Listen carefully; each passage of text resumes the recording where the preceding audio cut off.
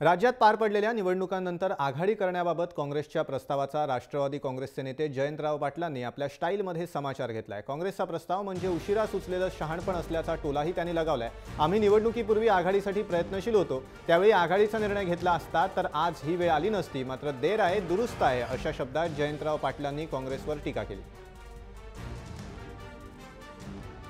तसं हे उशिरा सुचलेलं शहाणपण आहे, हे पूर्वीच व्हायला पाहिजे होतं, पण देर से लेकिन दुरुस्त आहे अशी ती म्हण आहे आपल्याकडे हिंदीमध्ये, तसा हा प्रकार आहे। पण काँग्रेसच्या विचाराची लोक एकत्रित झाली तर अजूनही मला खात्री आहे की चांगल्या पद्धतीचं परिवर्तन महाराष्ट्रातल्या जनतेत होऊ शकतं।